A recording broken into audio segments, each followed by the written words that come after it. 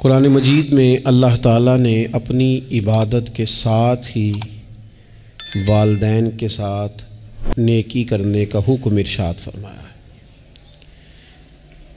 کئی جگہوں پہ قرآن مجید میں ارشاد فرمایا، سورہ بقرہ میں پہلے پارے میں فرمایا اللہ کے علاوہ کسی کی عبادت نہ کرو اور اپنے والدین کے ساتھ احسان کرو۔ والدین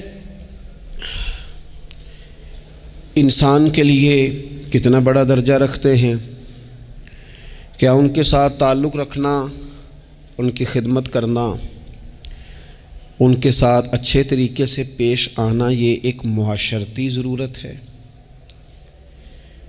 کیا یہ ایک خاندانی تقاضا ہے یا اچھے اخلاق والے ہونے کی علامت ہے؟ نہیں، بلکہ یہ ایک دینی، روحانی اور ایمانی ضرورت ہے۔ کیوں کہ نبی اکرم نور مجسم صلی اللہ تعالیٰ علیہ وسلم سے جب پوچھا گیا تھا کہ یا رسول اللہ صلی اللہ تعالیٰ علیہ وسلم ماں باپ کیا ہیں، ماں باپ کے بارے میں کچھ فرمائیے، تو حضور نے فرمایا تمہاری جنت بھی ہیں اور تمہارے لیے دوزخ بھی ہیں۔ اگر تم ان کے حقوق اچھے طریقے سے ادا کرنے میں کامیاب ہو جاتے ہو، اگر تم ان کے ساتھ اخلاق عالیہ کا رویہ رکھنے میں کامیاب ہو جاتے ہو، اگر تم ان کے ساتھ محبت کا سلوک کرتے ہو، ان کو خوش کرنے میں کامیاب ہو جاتے ہو، شریعت اسلامیہ نے جو ان کے حقوق متعین کیے اگر وہ تم ادا کر لیتے ہو تو تمہارے لیے جنت ہے، اور اگر تم ان حقوق کو ادا کرنے میں ناکام رہتے ہو تو پھر تمہارے لیے دوزخ ہے۔ تو یہ ایک دینی، روحانی، ایمانی ضرورت ہے، اس کا ہمیں احساس ہونا چاہیے۔ ظاہر ہے ہم انسان ہیں اور والدین بھی انسان ہیں، ایسا نہیں ہو سکتا کہ ان کا رویہ ہمیشہ ہی ٹھیک ہو۔ یہ کیسے ممکن ہے کہ وہ کبھی خطا نہ کریں؟ یہ کیسے ہو سکتا ہے کہ کبھی ان کے رویے میں ترش روئی نہ آئے، وہ کبھی تلخ نہ بولیں؟ یہ بھی بہت ساری جگہوں پہ دیکھا گیا ہے، اور یہ 100% حقیقت ہے کہ بعض مقامات پر والدین انصاف بھی نہیں کر پاتے۔ لیکن ایک مسلمان بیٹے کو کیا حکم دیا گیا ہے، اور اس سے شریعت نے یہ مطالبہ کیا ہے کہ والدین کا جو معاملہ ہے، ان کا جو رویہ ہے، اس کے لیے وہ رب کی بارگاہ میں جواب دہ ہیں۔ ساری عدالتیں دنیا میں تو نہیں نہ لگنی، ایک عدالت صبح قیامت بھی تو قائم ہوگی۔ اگر وہ کہیں کسی مقام پر، کہیں جگہ پر وہ کسی غلطی کا شکار ہیں تو عند اللہ جواب دیں گے۔ ہم کیا کریں؟ تو حضور علیہ الصلوۃ والسلام نے فرمایا اگر تمہارے ماں باپ تم پر ظلم بھی کریں تو تم نے پھر بھی نیکی کرنی ہے۔ تمہارے رویے سے خیر ہی پھوٹنی چاہیے، تمہارے لب و لہجے سے ان کے لیے ہمیشہ خوبصورت رائے کا اظہار ہی ہونا چاہیے، تمہارے بازو ان کے لیے ہمیشہ کھلے رہنے چاہیے، اور تمہیں ان کے معاملے میں ہمیشہ اپنے رب کو جواب دینے کا تصور قائم رکھنا چاہیے، تمہارے اندر کہیں کمزوری نہ آئے۔ میں بڑی دیر سے اپنے دوستوں کی توجہ اس بات کی طرف مبذول کرا رہا ہوں کہ انسان کے ساتھ ہی ساری چیزیں رہتی ہیں، بیماریاں بھی، پریشانیاں بھی، کاروبار کا اتار چڑھاؤ بھی۔ انسان کے ساتھ دوستوں کی کبھی وفاداری، کبھی بے وفائی، کبھی بچوں کے مسائل، کبھی دیگر رشتہ داروں کے مسائل۔ اسے حکم یہ دیا گیا ہے، اسے سمجھایا یہ گیا ہے کہ وہ کسی ایک چیز میں الجھ کر باقی چیزوں کو بھولنا نہ شروع کر دے، کسی ایک پریشانی، ایک آزمائش کی وجہ سے اپنی زندگی کے سارے معاملات کو داؤ پہ لگانا نہ شروع کر دے، بلکہ وہ اپنے دل کو، اپنے سینے کو، اپنی طبیعت کو کشادہ رکھے۔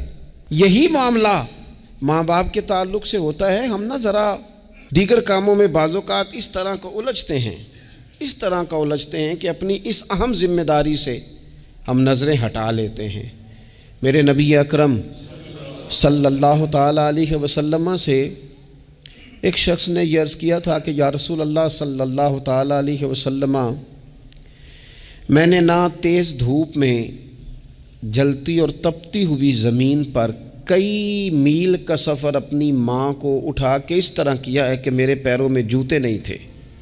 اس پوری بات کو پھر سے آپ سمجھے بھلا میں نے کیا کہا، یعنی گرم زمین پر گرمیوں میں چلنا ایک انتہائی مشکل کام ہے، اور پھر گرمی اگر عرب شریف کی ہو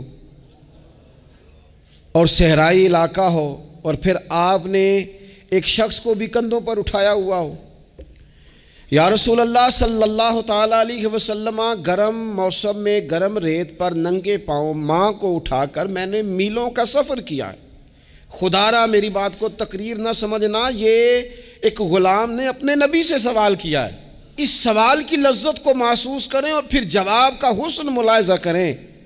عرض کی حضور، بڑا میں نے سنا ہے کہ ماں باپ کی خدمت کا حق ادا کرنا چاہیے، تو وہ میں کوئی حق ادا کر سکا ہوں، کوئی خدمت کر سکا ہوں؟ اس نے کہا میں نے میلوں ننگے پاؤں تپتی زمین پر صحرا میں سفر کیا ہے۔ تو محبوب کریم نے بھی اسے سبق یاد کرایا۔ اس نے اپنی طرف سے خدمت بتائی تھی تو حضور نے ماں کی شفقت بتائی۔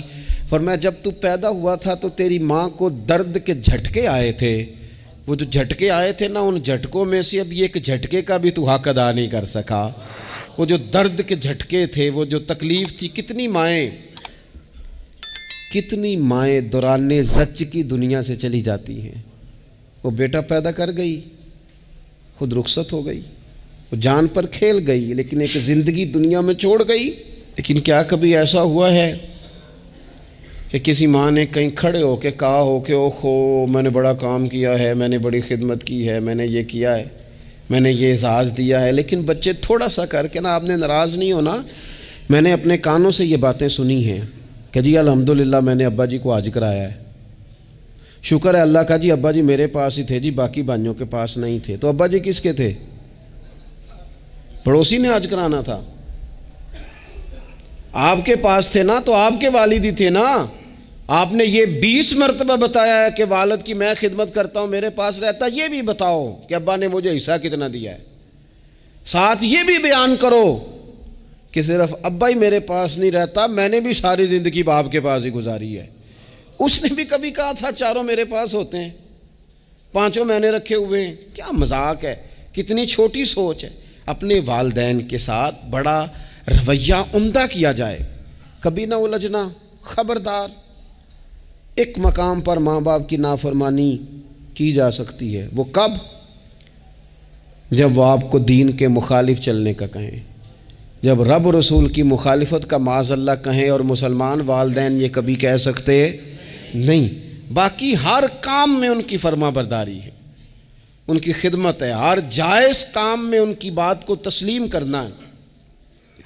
بلکہ حضرت اسماء بنت ابی بکر صدیق، حضرت صدیق اکبر رضی اللہ تعالی عنہ کی صاحبزادی ہیں، انہوں نے ایک دفعہ نبی پاک علیہ السلام کی خدمت میں ایک سوال بھیجا تھا۔ عرض کی یا رسول اللہ صلی اللہ تعالی علیہ وسلم، ماں مشرکہ ہے،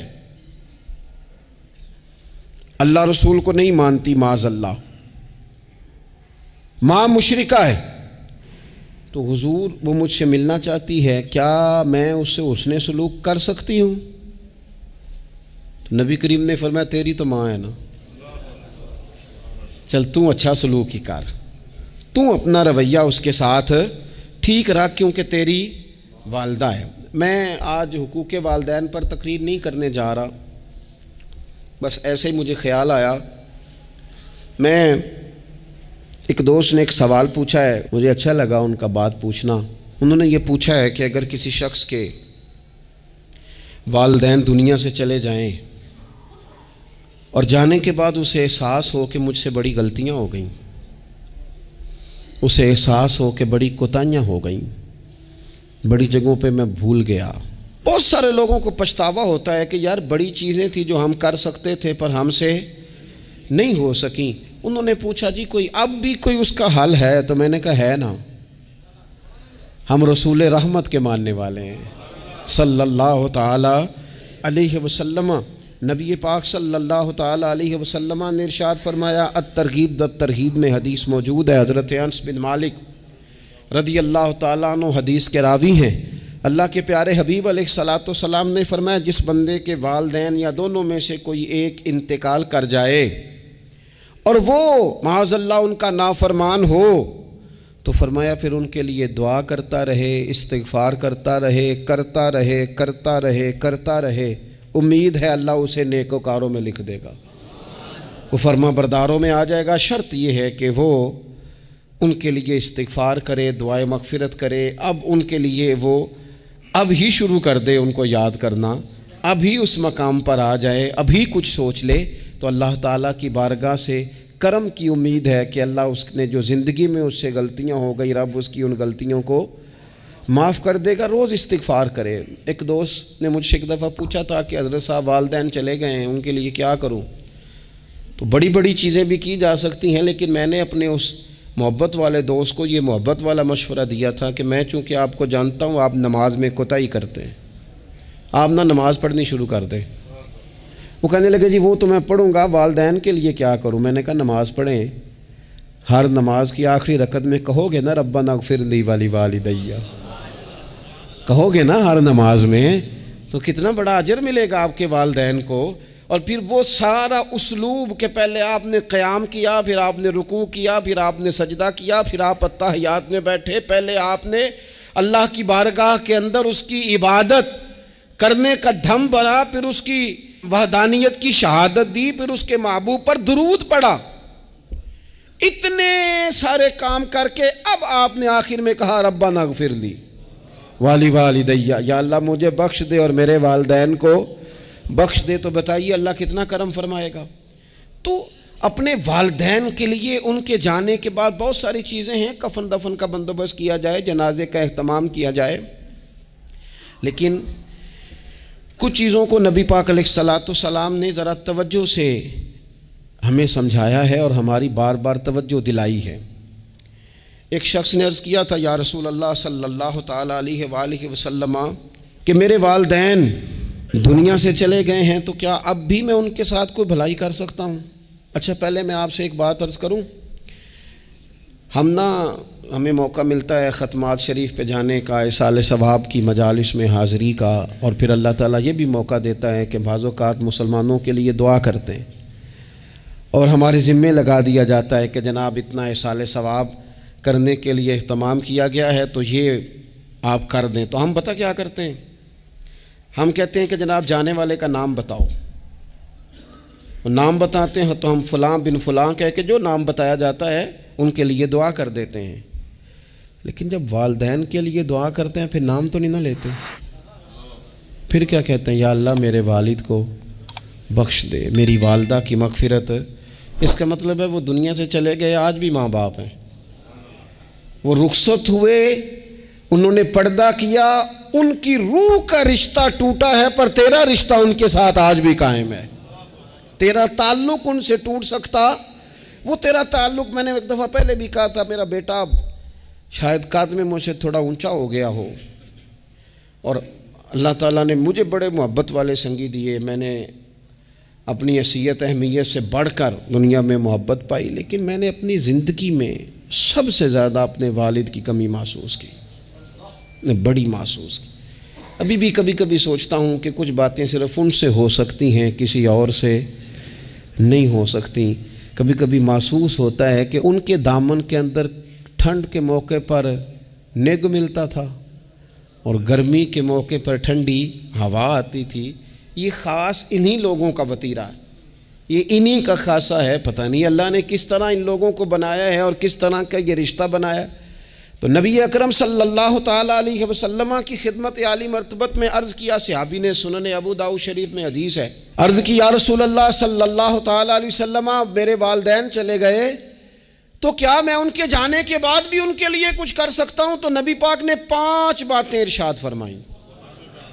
فرمایا ہاں، ایک تو ان کے لیے دعا مانگا کر، دوسرا اللہ کے محبوب نے فرمایا ان کے لیے استغفار کیا کر، تیسرا رسول کریم علیہ السلام نے فرمایا اگر انہوں نے کسی سے کوئی وعدہ کیا تھا تو اسے پورا کر دے، اگر تجھ سے ہو سکے، اور رسول کریم علیہ السلام نے فرمایا اگر ہو سکے تو ان کی طرف سے صلہ رحمی بھی کر، یعنی ان کے رشتہ داروں سے اچھا سلوک کر، اپنے چچاؤں کے ساتھ تو نیکی کر، اور اگر تیری والدہ کی طرف سے تو نیکی کرنا چاہے تو اپنے ماموں کے ساتھ، خالاؤں کے ساتھ تو اچھا سلوک کر، اور پھر 5ویں نمبر پر محبوب نے فرمایا اپنے والد کے دوستوں کی تعظیم کر، ان کے لیے تیرے دل میں اچھے جذبات ہوں، تو اکرام کر دوستوں کا۔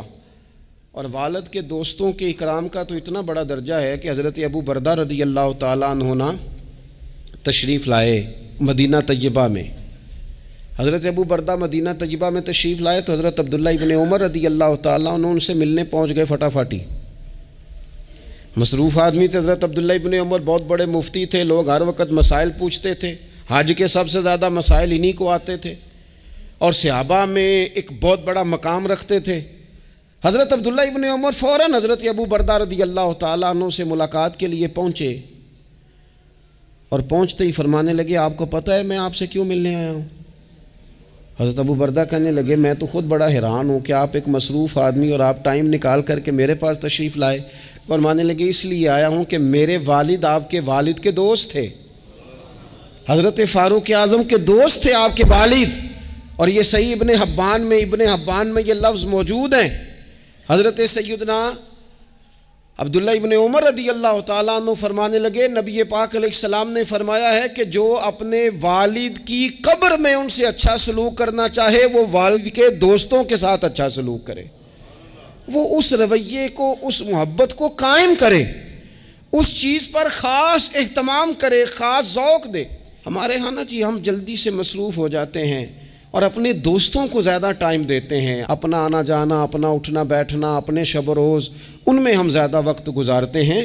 کرنے کا کام یہ ہے کہ تھوڑا ٹائم نکال کے، تھوڑی فرصت دیکھ کر اس پر تھوڑی توجہ دی جائے۔ اسی طرح معروف روایت سیاستہ میں موجود ہے، حضرت مالک بن دار کہتے ہیں کہ میں حضرت عبداللہ ابن عمر کے ساتھ جا رہا تھا تو میں نے دیکھا ایک بدو ننگے پاؤں اور ننگے سر آ رہے ہیں۔ حضرت عبداللہ ابن عمر نے فٹافٹ انہیں اپنی سواری بھی دے دی، سیاستہ سے حدیث عرض کر رہا ہوں، سواری بھی دے دی اور پگڑی بھی دے دی۔ فرماتے میں نے عرض کی حضرت عبداللہ ابن عمر سے کہ حضور یہ بدو ہیں گے تو تھوڑے سے نذرانے پہ بھی خوش ہو جاتے، آپ کوئی عام معمولی سا تحفہ بھی دیتے تو راضی ہو جاتے، اور آپ نے پگڑی بھی دے دی اور گھوڑا بھی دے دیا۔ حضرت عبداللہ ابن عمر کہنے لگے یہ کوئی عام آدمی نہیں، یہ میرے والد کے دوست ہیں، اور والد کے دوستوں سے محبت کرنا یہ ہمیں رسول رحمت نے سکھایا ہے، کیونکہ اصلاں نال جے نیکی کریے تو نسلاں تاک نہیں بھول دے۔ محبتوں کو قائم رکھنا، ان کو دوام دینا۔ ہمارا تو چچا کے ساتھ سلوک نہیں رہتا، توجہ نہیں رہتی۔ ہم نے اصالِ ثواب کا جو مفہوم بنا لیا ہے وہ بڑا گڑبڑ ہے۔ اگر تو کسی کے پاس بہت زیادہ پیسے ہوتے ہیں تو وہ اصالِ ثواب کی محفل ویسے ہی ایک سیاسی اجتماع بن جاتی ہے، اور جو عام لوگ ہیں ان کا زور کہیں نہیں چلتا تو چلو مسجد میں تو چلتا ہی ہے نا، وہ آ کے کہتے ہیں مولوی صاحب کو کہ بچے بھیج دیں اور پورا قرآن پاک پڑھانا ہے ہم نے۔ بھئی نبی پاک علیہ السلام نے تو فرمایا جتنی دیر دل جمے اتنی دیر پڑھو، آپ نے کیوں پابند کیا پورا پڑھنے کا؟ اور پھر اللہ تبارک و تعالیٰ اگر معاف فرمانے پہ آئے وہ تو پتر بسم اللہ بھی پڑھے تو اللہ باپ کو معاف فرما دیتا ہے۔ شرط یہ ہے کہ خلوص ہو، وہاں تو معیار دیکھا جاتا ہے، مقدار تھوڑی دیکھی جائے گی۔ تو اصالِ ثواب تو یہ ہے کہ آپ ضرورت دیکھیں کس چیز کی ہے۔ ہمارے ہاں منوں کے حساب سے کھانے پک جاتے ہیں، بڑی بڑی لمبی دعوتیں ہوتی ہیں، بڑا کچھ ہوتا ہے، لیکن جو ضرورت ہوتی ہے، ضرورت کو ہم نہیں دیکھتے۔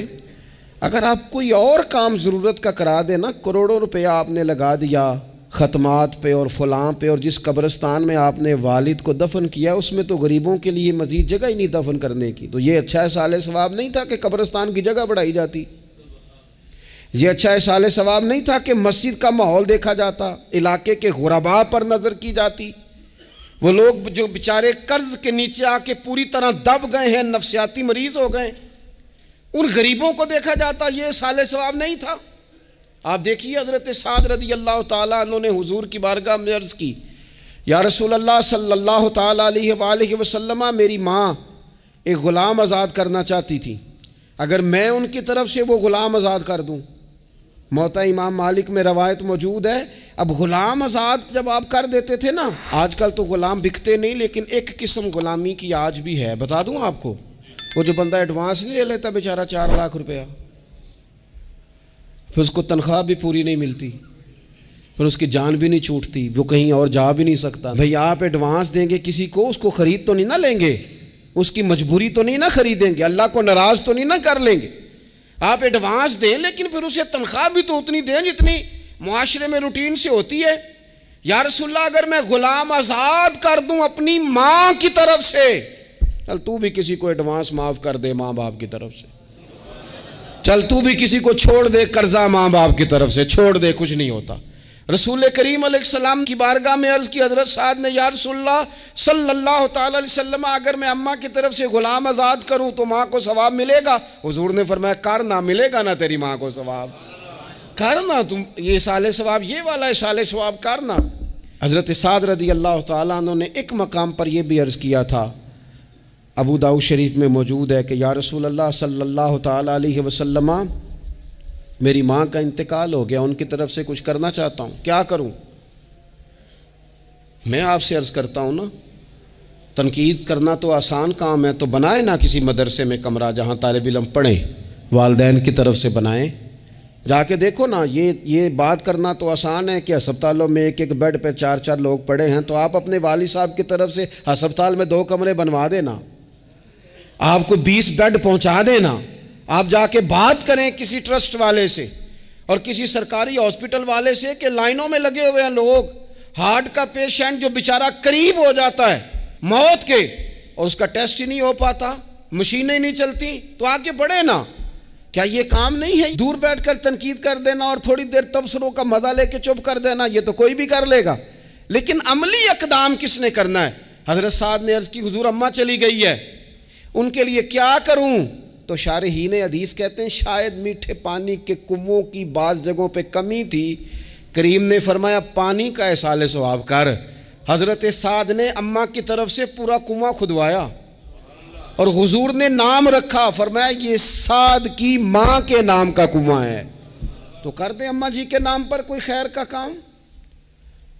اگر اور کچھ نہ ہو سکے تو اگر گلی ہم نے تنگ کر دیا نا تو ابا جی کی طرف سے وہ کشادہ کر دیں، اس کا بھی ثواب ہوگا انشاءاللہ۔ 4 فٹ جگہ چھوڑ دیں تاکہ لوگوں کو آنے جانے میں آسانی ہو۔ جہاں جہاں آپ لوگوں کے لیے خیر کریں گے اس پہ اللہ اجر عطا کرے، تو احصال ثواب کی یہ والی صورتیں بھی اختیار کریں۔ پھر ٹائم نکال کر والدین کی قبر پر جائیں اور وہاں حاضری دیں۔ جو لوگ مزارات پر جانے کے شوقین ہیں وہ ضرور جائیں، میں بھی جاتا ہوں، اور میں آپ کو پہلے بھی کہہ چکا ہوں، میں داتا صاحب رحمۃ اللہ علیہ کبھی بھی اس طرح نہیں گیا کہ میں جلسے پہ گیا ہوں، محفل پہ گیا ہوں، کسی کام گیا ہوں تو حاضری دے لوں۔ میں سمجھتا ہوں یہ ٹھیک نہیں ہے، میں تو داتا صاحب اسپیشل جاتا ہوں، میں تو حضرت بابا صاحب بھی جب جاتا ہوں تو اسپیشل جاتا ہوں، اور میں جاتا بھی ہوں تو ان کی خدمات دینیہ کو، ان کی عظمتوں کو سلام کرنے جاتا ہوں۔ میں تو فیوزات روحانیہ کے لیے جاتا ہوں، ایز اے خاص جاتا ہوں، حاضری دیتا ہوں، یہ بڑا کمال بات ہے۔ لیکن آپ کو ایک بات عرض کروں، یہ اللہ والوں کے مزارات ہیں، ان پر ضرور جانا چاہیے، لیکن ایک بات یاد رکھنا، ہر بیٹے کے لیے اس کے باپ کی قبر مزار ہے، ہر بیٹے کے لیے اس کی ماں کی قبر مزار ہے، اس پر بھی حاضری دو۔ حاضری کا مزاج بناؤ، یہاں جا کر کے نا حاضری دے کے آؤ۔ میں قبرستان سے نکل رہا تھا تو ایک دوست نے مجھے کہا کہاں ہیں؟ میں نے کہا میں اپنے والد صاحب کی قبر پہ حاضری دے کے آ رہا ہوں۔ کہنے لگے ان کا مزار کہاں ہے؟ میں نے کہا وہ آپ کے لیے تو کوئی روایتی مزار نہیں ہے، وہ میرے لیے مزار ہے، کیونکہ میرے والد ہیں نا، وہ راضی ہوں گے تو رب راضی ہوگا۔ والدہ کے لیے نبی پاک نے فرمایا اس کے پیروں کے نیچے جنت ہے، تو جس کے پیروں کے نیچے تیری جنت ہے، بتاؤ اس کی قبر تیرے لیے مزار نہیں؟ اس کی قبر تیرے لیے باعث فیوز و برکات نہیں؟ تو نبی پاک صلی اللہ علیہ وسلم نے فرمایا ایک روایت میں، جو ہر جمعے والے دن اپنے والدین کی قبر پہ جائے گا، اللہ تبارک و تعالی جانے والے کی بھی بخشی فرما دے گا۔ تھوڑا سا نا مخصوص سا ٹائم نکالیں، کچھ تھوڑا سا ارادہ کریں، حاضری کا پروگرام بنائیں۔ ایک بات اور عرض کرنی ہے یہاں، اس کو میں بڑا ضروری سمجھتا ہوں آخر میں آپ کی خدمت میں عرض کرنا۔ ایک بات اچھی طرح سے طے کر لینا، کچھ چیزیں ایسی ہوتی ہیں جو ادھار ہوتی ہیں، کچھ ایسی ہوتی ہیں جو نقد ہوتی ہیں، بالکل نقد، ان میں ادھار نہیں ہوتا۔ وہ کہتے ہیں نا جی ہم جی ادھار کا کاروبار نہیں کرتے، ہمارا سارا کاروبار کیش کا ہے، ہم بالکل ایک ہاتھ دے دوسرے ہاتھ لے، ہمارا یہ سلسلہ ہے، ہم بالکل جو ہے نا کسی قسم کا کریڈٹ پہ نہیں چلتے۔ میں آپ سے عرض کروں، نبی پاک علیہ السلام نے فرمایا کسی جرم کی سزا اللہ تعالیٰ دنیا میں نہیں دیتا اتنی جلدی، بہت ساری سزائیں رب نے روک دی ہیں، قیامت کو دی جائیں گی۔ اللہ تعالیٰ سب سزاؤں سے ہمیں محفوظ فرمائے، لیکن فرمایا والدین کی نافرمانی ایسا جرم ہے جس کی دنیا میں بھی سزا ملتی ہے، دنیا میں یہ طے ہے۔ حضور علیہ السلام نے کبھی کسی شخص کے لیے دعائے ضرر نہیں کی، حضور نے تو کبھی یہ بھی نہیں کہا، جو پتھر مار رہے تھے کہ یہ تباہ ہو جائیں، برباد ہو جائیں، ان کی ناک خاک آلود ہو جائے، لیکن سیڑھیاں چڑھتے ہوئے جو مشہور حدیث ہے، محبوب نے آمین کہا، اور پھر حضرت جبریل نے جب 3 لوگ بتائے تو ان میں ایک بندہ وہ تھا، حضرت جبریل امین عرض کرنے لگے یا رسول اللہ صلی اللہ تعالیٰ علیہ وسلم، جس نے اپنے ماں باپ دونوں یا کسی ایک کو بڑھاپے میں پایا اور پھر ان کی خدمت کر کے جنت حاصل نہ کر سکا، اس کی ناک خاک آلود ہو جائے، تو حضور فرماتے ہیں میں نے بھی کہا آمین، ہو جائے، اسے ہو ہی جانا چاہیے، یہ شخص اس طرح کا ہے کہ اسے خاک آلود ہو ہی جانا چاہیے۔